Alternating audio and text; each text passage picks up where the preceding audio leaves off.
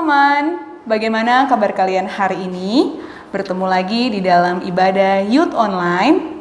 Teman-teman, mari kita siapkan hati kita untuk beribadah. Mari kita bersaat teduh. Saat teduh dimulai.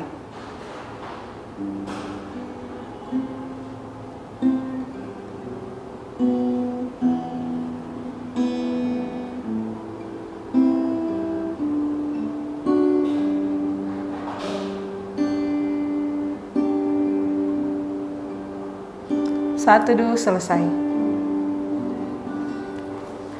Teman-teman yang saya kasih di dalam Tuhan, mari saat ini kita memuji Tuhan dengan menyanyikan lagu Bangkit Gereja Tuhan Sekarang.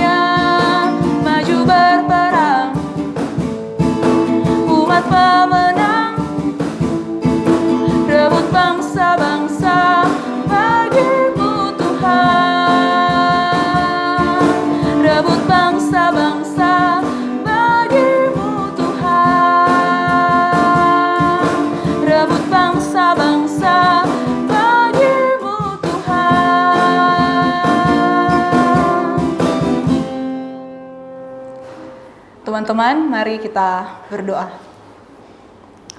Bapa di surga, kami mengucap syukur untuk kasih setia dan penyertaan-Mu yang selalu nyata dalam kehidupan kami. Terima kasih untuk hari baru yang Engkau berikan bagi kami, kesehatan, kekuatan, bahkan kesempatan. Di saat ini kami boleh beribadah. Berkenanlah Engkau, ya Bapa, memberkati kami dalam ibadah ini, memberkati listrik, jaringan internet, dan perangkat-perangkat yang kami pakai untuk beribadah. Kiranya semua itu dapat mendukung jalannya ibadah di saat ini. Kami menyerahkan ibadah kami ke dalam tangan Tuhan, kiranya boleh jadi seturut dengan kehendak-Mu. Ini doa kami mengucap syukur. Dalam nama Tuhan Yesus kami berdoa. Amin. Teman-teman yang saya kasihi di dalam Tuhan, mari saat ini kita siapkan hati kita untuk mendengarkan firman Tuhan. Sebelum itu, mari kita menyanyikan lagu Berikan Ku Hati.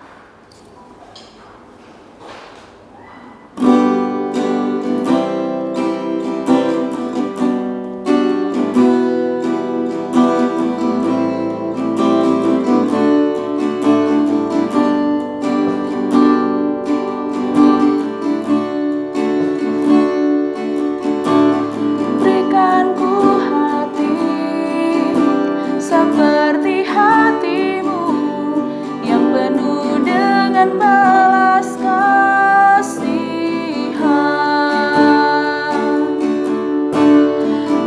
Berikanku mata seperti matamu, memandang Tua yang di sekelilingku. Berikanku tanganmu untuk melakukan tugasku. Berikanku kakimu melangkah dalam rencanamu. Berikanku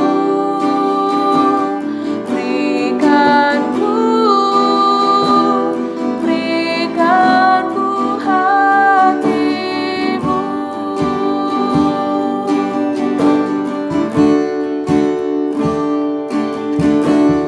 Berikanku hati seperti hatimu yang penuh dengan belas kasihan. Berikanku mata seperti matamu, memandang Tua yang di sekelilingku. Berikanku tanganmu untuk melakukan tugasku. Berikanku kakimu melangkah dalam rencanamu. Berikanku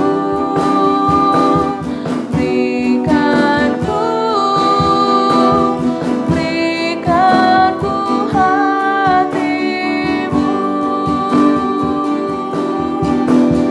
Berikanku hatimu.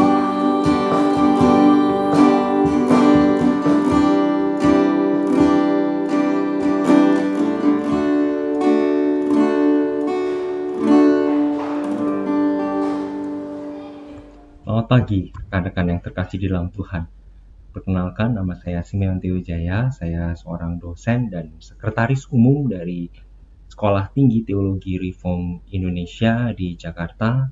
Senang dapat melayani bersama-sama dengan Anda meskipun kita tidak dapat berjumpa pada hari ini secara fisik. Tema yang diberikan kepada saya pagi ini adalah Just War atau Perang yang Adil. Berapa banyak dari antara Anda yang tahu kisah anjing Beagle di dalam tayangan ini? Ini adalah satu cuplikan dari sebuah film judulnya John Wick. Apakah Anda tahu ceritanya?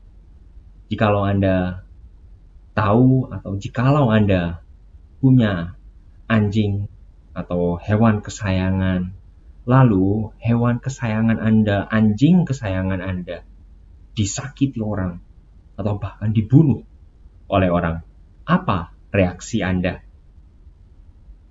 Atau kalau misalnya Anda bukan penyayang binatang, cobalah bayangkan andai kata kendaraan kesayangan Anda dicuri orang. Apa reaksi Anda? Rekan-rekan, kita semua punya sesuatu yang kita anggap penting, yang kita anggap sangat berharga. Pada waktu hal yang kita anggap penting, orang yang kita anggap penting itu dilukai atau direnggut dari kita, bisa dimaklumi kalau kita sulit sekali menerima hal tersebut. Kita bukan cuma sedih, tetapi kita juga bisa marah, kita ingin membuat perhitungan, kita ingin membalas. Nah, di dalam film yang tadi saya sebutkan, John Wick, tahun 2014, Daisy anjing Beagle di gambar ini adalah seekor anjing pemberian Helen, istri John Wick, sesaat sebelum dia meninggal. Nah, anjing ini dibunuh oleh seorang gembong mafia, dan kemudian bajingan mafia itu mencuri mobil Mustang tahun 69, mobil kesayangan John Wick. Tetapi malang bagi sang mafia, kalau Anda nonton filmnya Anda pasti tahu, John Wick, sang pemilik anjing dan mobil Mustang itu adalah seorang pembunuh bayaran papan atas. Karena pencuri mobil dan pembunuh anjing kesayangannya itu tidak mau menerima pembalasan, begitu saja jadilah aksi pembalasan John Wick menjalar sampai menghabisi nyawa ratusan orang. Jadi dari seekor anjing dan sebuah mobil klasik, John Wick berperang melawan mafia, berperang melawan para pembunuh bayaran bahkan. Sedemikian rupa perang ini sampai berlanjut terus-menerus. Film ini sekarang sudah mencapai sequel yang ketiga, judulnya Parabellum. Judul sequel ketiga dari John Wick, Parabellum, itu diangkat dari sebuah semboyan berbahasa Latin, di vis pacem parabellum. Artinya, jika Anda mendambakan perdamaian, bersiap-siaplah untuk berperang. Mengapa? Karena perdamaian tidak terjadi begitu saja. Perdamaian harus diperjuangkan. Kalau perlu bahkan sampai mengangkat senjata dan mencurahkan darah. Nah, tema kita pada pagi ini sangat menarik sekaligus kontroversial. Perang yang adil. Nah, kata perang, war, dalam bahasa Inggris itu setidaknya punya dua pengertian. Secara harfiah, perang bisa diartikan sebagai konflik angkatan bersenjata. Seperti misalnya perang Indonesia dulu melawan Belanda. Tetapi perang juga bisa dipahami secara puitis hanya sebagai konflik secara umum. Nah, seperti contohnya pada waktu kita berkata, wah kalau orang ini terus-menerus bikin perkara, cari gara-gara, namanya dia mengajak saya perang. Jadi karena itu ada perang ibu-ibu PKK, ada tweet war, perang di Twitter. Nah, perhatian kita pada pagi ini hanya tertuju pada kata perang dalam pengertian yang pertama sebagai konflik angkatan bersenjata. Sebelum kita melangkah lebih jauh, mari kita menyimak satu bagian dari Alkitab yang sudah gereja pilih sebagai landasan bagi perenungan kita pagi ini. Diambil dari Yeremia 22 ayat 1-3. Saya akan membacakan Yeremia 22 ayat 1-3 di dalam terjemahan baru Lembaga Alkitab Indonesia.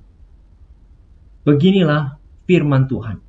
Pergilah ke istana Raja Yehuda dan sampaikanlah di sana firman ini.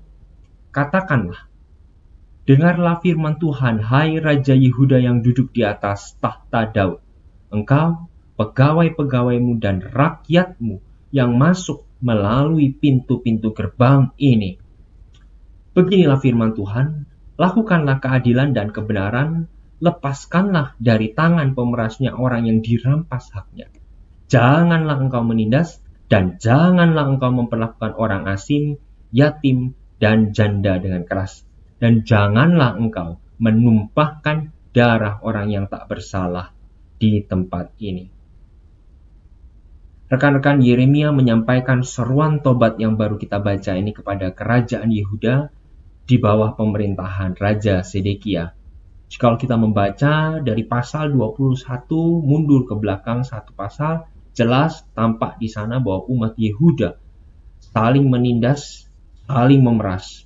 Mereka menginjak-injak keadilan, mereka menumpahkan darah orang yang tidak bersalah. Oleh karena itu, maka Tuhan sekarang berpesan melalui Nabi Yeremia bahwa mereka akan ditimpa hukuman kalau mereka tidak bertobat. Nah, tetapi rupanya kerajaan Yehuda tidak bertobat sampai 23 tahun lamanya setelah Yeremia dipanggil untuk menyampaikan pesan ini.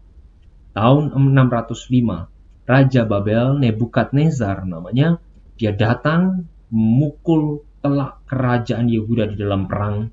Dan kemudian sejak tahun 597 sebelum Masehi, orang Yehuda dibuang ke Babel selama 59 tahun. Di sini kita melihat ada sebuah pola sebab akibat. Ketidakadilan merupakan penyebab yang mengakibatkan datangnya hukuman Tuhan berupa peperangan. Karena itu, pada pasal 51 ayat 20-21, Tuhan menyebut kerajaan Babel, Raja Nebukadnezar, sebagai alat senjata perang Tuhan yang Tuhan pakai untuk menghukum ketidakadilan kerajaan Yehuda. Seperti tadi kata film John Wick, jikalau Anda menginginkan perdamaian, bersiap-siaplah untuk berperang. Mengapa? Karena dunia ini penuh dengan ketidakadilan. Dan tanpa keadilan, tidak mungkin ada perdamaian.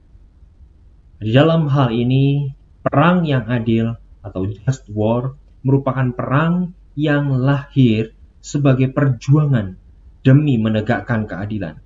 Istilah just di sini mengacu pada kata justice atau keadilan, perang yang adil. Nah, tentu saja di dalam perang yang adil tidak boleh ada pelanggaran terhadap keadilan. Perang yang adil tidak boleh misalnya menggunakan senjata pemusnah massal, bom nuklir yang sekali dilemparkan akan membunuh begitu banyak orang sekaligus. Senjata kimia biologis seperti virus misalnya, itu tidak boleh digunakan. Kita tidak boleh menggunakan kekerasan untuk membunuh rakyat sipil. Tidak boleh juga di dalam perang yang adil memuaskan, melampiaskan balas dendam pribadi. Perang yang adil adalah perang yang tepat sasaran, perang yang persis, exact, yang tidak melenceng. Dan karena itu maka perang yang adil harus diakhiri juga dengan adil. Harus ada misalnya rehabilitasi setelah perang, kondisi rakyat dipulihkan, kondisi lingkungan harus dipulihkan, harus ada pemulihan, harus ada pengakuan hak asasi manusia. Itu baru namanya perang yang adil. Nah, masalahnya rekan-rekan, perang yang kita sebut perang yang adil itu mengandaikan ada keadilan. Nah, masalahnya keadilan itu seringkali tidak jelas. Keadilan itu seringkali tidak eksak, tidak just. Keadilan bagi satu pihak bisa berarti ketidakadilan bagi pihak yang lain. Jadi di sini istilah just itu rentan sekali dimengerti sebagai sekadar perang. Just itu berarti merely, sekadar perang, bukan adil. Jadi perang ya cuma sekedar perang, tidak ada urusannya dengan keadilan. Nah, inilah perang yang banyak sekali terjadi di sepanjang sejarah dunia sampai hari ini. Semua pihak mengaku mereka memperjuangkan keadilan. Semua pihak mengaku mereka sedang membela diri untuk kebenaran. Padahal yang disebut sebagai keadilan sebenarnya justru adalah manipulasi, topeng untuk menyembunyikan kepentingan diri mereka sendiri. Nah, anak kecil di dalam gambar ini adalah Peter Decker. Peter Decker sedang berperang melawan kakeknya namanya Ed. Mengapa Peter memerangi kakeknya sendiri? Karena Peter dalam cerita film ini war with grandpa. Dia dipaksa oleh orang tuanya untuk menyerahkan kamarnya bagi sang kakek. Peter harus mengungsi, pindah tidur ke kamar loteng yang gelap, lembab, bocor, tidur bersama dengan laba-laba dan bahkan kelelawar. Pada awalnya Peter hanya menuntut sang kakek dengan baik-baik. Dia menyisipkan selembar surat menuntut supaya sang kakek mengembalikan kamar itu kepadanya. Tetapi sang kakek Ed hanya melihat tuntutan ini sebagai keluhan seorang anak kecil. Dia tidak menganggap keluhan ini serius. Mengapa? Karena sebenarnya Ed, sang kakek, dia juga nggak mau kok pindah ke rumah itu. Dia nggak mau tinggal di kamar Peter. Tetapi Ed, di dalam cerita ini, dia dipaksa sebenarnya oleh mama sang anak kecil ini, Peter, untuk dia pindah ke sana. Kenapa? Karena pada waktu itu Ed, sang kakek, dia baru saja kehilangan istrinya, kakek nenek daripada Peter, dan setelah istri dari Ed meninggal, dia hidup sebatang kara dan dia hidup dalam depresi.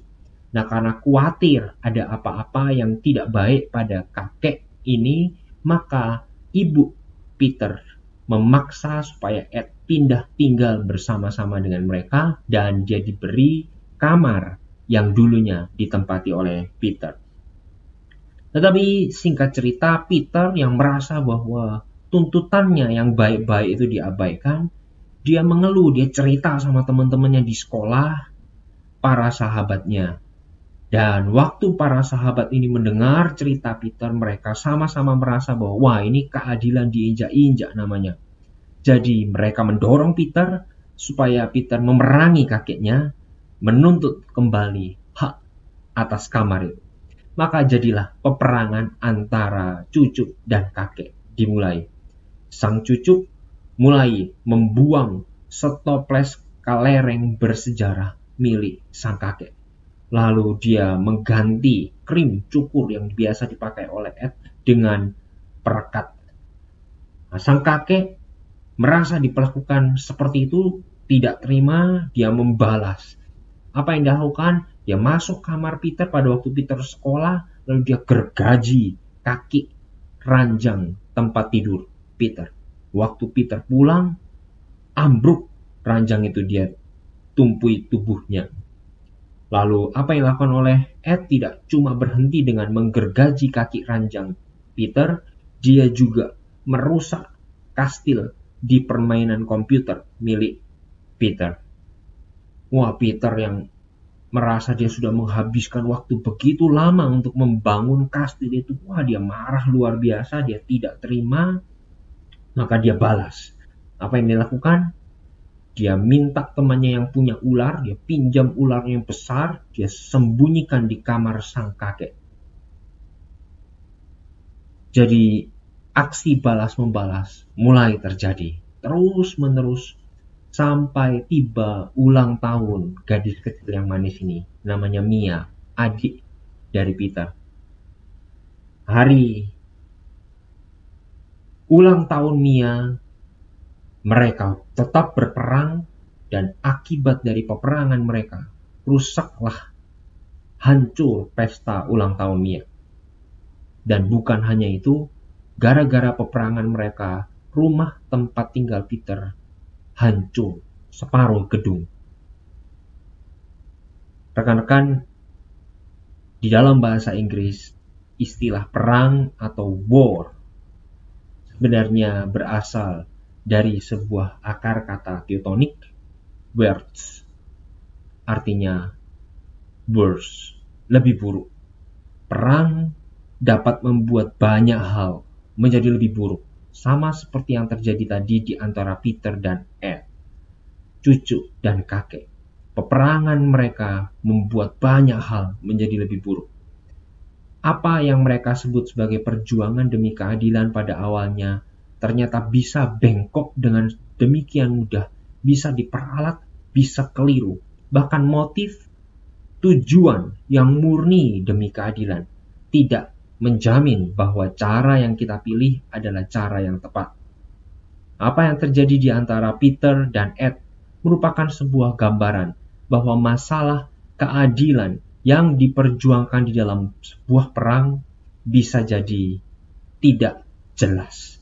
Bagi Peter, keadilan itu berarti kamarnya dikembalikan. Tetapi masalahnya Ed itu memang bukan dia yang kepingin pindah ke sana. Bukan dia yang kepingin menempati kamar Peter. Tapi dia tetap bersikuku tidak mau memberikan kamar itu kepada Peter. Mengapa? Karena bagi dia, Peter sang cucu ini pembangkang, suka melawan, dia perlu diajar sopan santun, perlu diajar tata krama.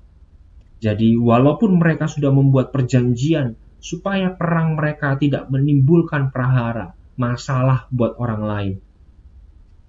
Walaupun mereka sudah berjanji untuk berperang dengan adil, tetapi toh adik perempuan Peter, Mia yang manis tadi, tetap kena batunya.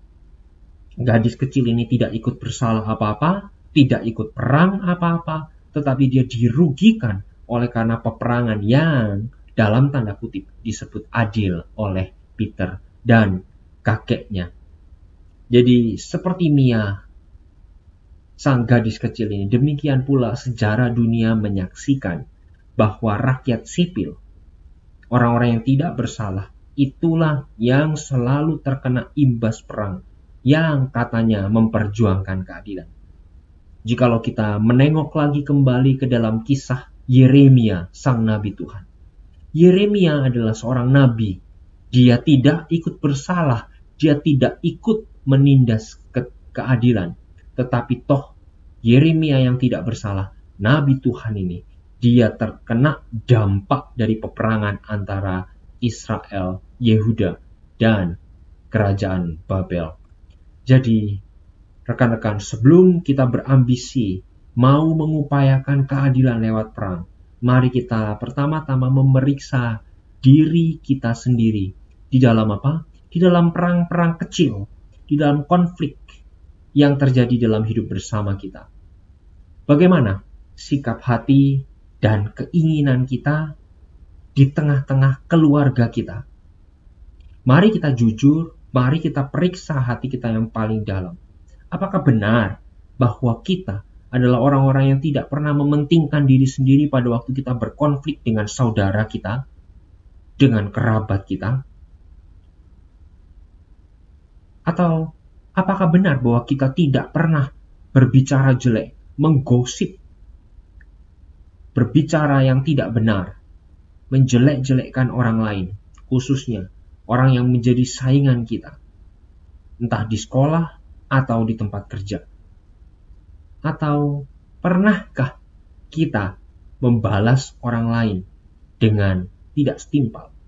Kita melampiaskan dendam dan amarah kita, membalas dengan tidak setimpal.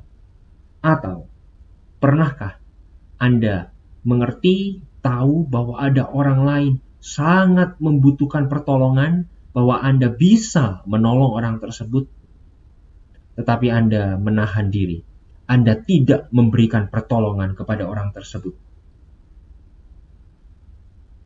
Rekan-rekan, jikalau kita tidak dapat setia pada perkara-perkara pertanggungjawaban keadilan di dalam lingkup yang kecil, di tengah-tengah keluarga, di tengah-tengah lingkungan, di tengah-tengah tempat kerja, sekolah, dimanapun kita berada, jikalau kita tidak dapat setia di dalam perkara-perkara dalam lingkup yang kecil ini, apakah pantas jikalau kita menuntut kepercayaan di dalam lingkup yang besar? Apakah pantas jikalau kita mengaku, saya tahu, saya bisa, saya dapat memastikan ini adalah perjuangan yang adil? Sementara di dalam hubungan sosial keseharian, kita adalah orang yang juga menginjak-injak ketidakadilan, orang yang menutup mata terhadap ketidakadilan. Oleh karena itu, untuk menutup perenungan kita pada pagi ini, di dalam sebuah surat kepada jemaat di Galatia, pasal 5 ayat 14 sampai 15, Rasul Paulus memberikan sebuah pesan. Sebab seluruh hukum Taurat tercakup dalam satu firman ini, yaitu kasihilah sesama manusia seperti dirimu sendiri. Tetapi, jikalau kamu saling menggigit dan saling menelan, awaslah, supaya jangan kamu saling membinasakan. Jadi rekan-rekan, marilah kita senantiasa menjaga baik-baik diri kita, hati kita, keinginan kita, di dalam hidup kita keseharian, di dalam relasi kita, di dalam keluarga, di dalam persahabatan, di tempat kerja, dimanapun kita berada, marilah kita senantiasa menjaga baik-baik doa ini di dalam hati kita yang paling tulus. Tuhan, jadikanlah aku pembawa damai. Bila terjadi kebencian, jadikanlah aku pembawa cinta kasih.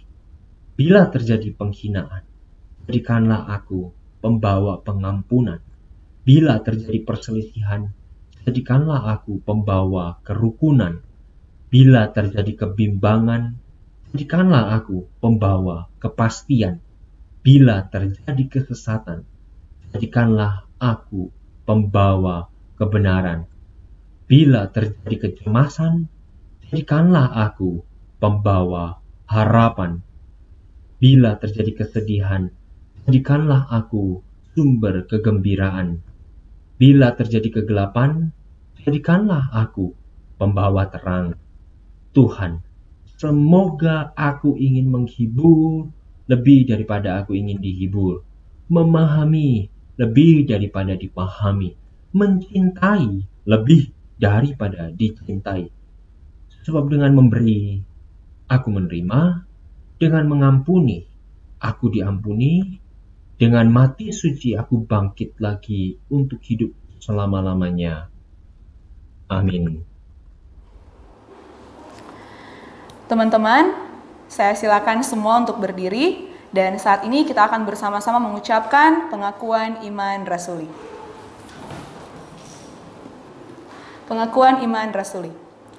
Aku percaya kepada Allah, Bapa yang Maha Kuasa, Khalik langit dan bumi, dan kepada Yesus Kristus, anaknya yang tunggal Tuhan kita, yang dikandung daripada Roh Kudus, lahir dari anak darah Maria, yang menderita sengsara di bawah pemerintahan Pontius Pilatus, disalibkan, mati dan dikuburkan, turun ke dalam kerajaan maut. Pada hari yang ketiga, bangkit pula dari antara orang mati, naik ke sorga, duduk di sebelah kanan Allah, Bapa yang Maha Kuasa, dan dari sana ia akan datang untuk menghakimi orang yang hidup dan yang mati. Aku percaya kepada Roh Kudus, gereja yang kudus dan am, persekutuan orang kudus, pengampunan dosa, kebangkitan tubuh, dan hidup yang kekal. Amin. Teman-teman, silakan duduk.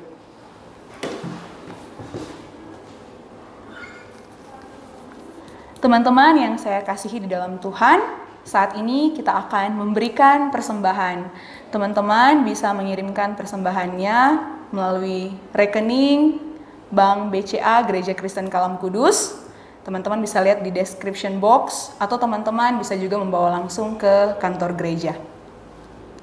Teman-teman, kita nyanyikan pujian Dia Sanggup.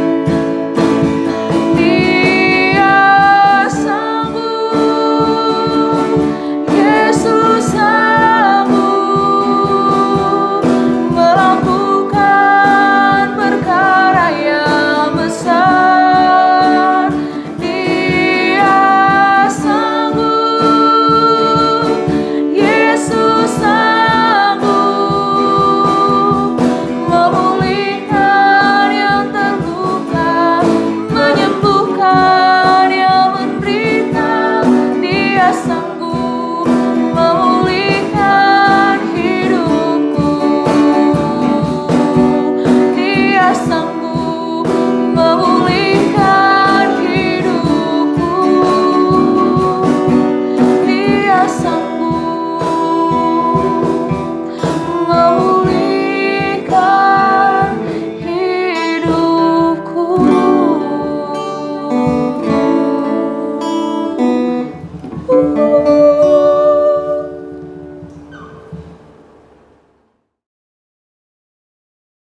Kami bersyukur kepada Engkau ya Allah, kami mengucap syukur karena ada ibadah Tuhan sediakan bagi kami hari ini, kami bisa bersekutu secara online.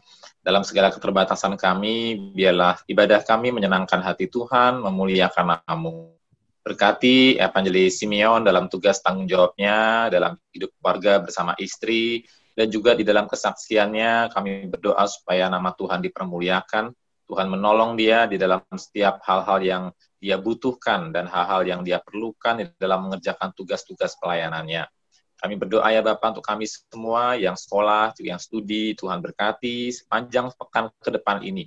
Kami menjalani studi dengan baik, dengan bertanggung jawab, memuliakan nama Tuhan, setia dalam perkara kecil, mencoba untuk melihat kepentingan yang lain lebih daripada kepentingan diri sendiri, dan mengupayakan keadilan, kebenaran, lebih daripada tuntutan-tuntutan diri sendiri. Dengan demikian kami belajar setia dari sejak muda kami untuk memikirkan hal yang lebih besar. Dan kami berdoa ya Bapa, berkati juga kami dalam hidup bersama keluarga, bersama guru, bersama teman-teman, agar kami tidak egois. Dan kami juga berdoa agar kami menjadi berkat bahkan bagi orang lain dari sejak muda. Kami berdoa ya Bapak, berkati papa mama kami yang bekerja agar mereka dikuatkan Tuhan di tengah-tengah masa sulit ini dengan masalah ekonomi yang tidak mudah. Tuhan berkati mereka dalam pekerjaan. Kalau mungkin ada yang kehilangan pekerjaan, Tuhan tolong agar ada sumber-sumber pemeliharaan dari Tuhan sehingga kami anak-anak-Mu tetap bisa sekolah dan tetap bisa menjalani hidup hari-hari dengan baik. Berkati relasi keluarga kami, berkati kami relasi dengan teman, berkati kami dan juga Bapak Ibu Guru Pembimbing yang setia terus mendampingi kami. Tuhan berkati mereka semua. Terima kasih Bapak, berkati teman-teman panitia Natal yang sudah terbentuk, yang sudah akan mulai bekerja untuk mempersiapkan Natal bagi kami semua. Tuhan berkati agar panitia Natal bisa bekerja dengan baik sehingga Natal Pemuda dan SMA bisa berjalan dengan lancar pada bulan Desember nanti. Dan nama Tuhan dipermuliakan di tengah-tengah situasi yang unik yang tidak pernah kami rasakan sebelumnya. Berikan kami semua kesehatan, berkati Presiden dan para wakilnya, dan seluruh jajaran pemerintahan bijaksana, ditolong Tuhan menyelesaikan kondisi bangsa yang tidak mudah ini. Jagai kami semua dengan kekudusan-Mu, menjalani hidup yang baik, yang adil, dan kami semua juga rindu untuk menerima berkat daripada Tuhan. Kiranya kasih dari Allah Bapa, karunia dari Tuhan Yesus Kristus, dan penyertaan Allah Roh Kudus menyertai saudara-saudara sekalian dari sejak sekarang ini sampai Maranatha Tuhan Yesus datang kembali untuk kedua kalinya. Nama Tuhan dimuliakan. Amin. Ya, selamat pagi, selamat hari Minggu semua. Selamat hari Minggu, terima kasih. Dadah. Oke.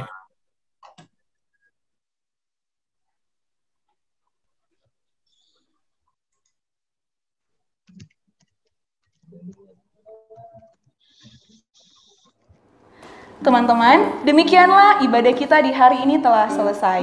Saya mengucapkan terima kasih kepada teman-teman yang telah bergabung bersama dengan kami dalam persekutuan di saat ini.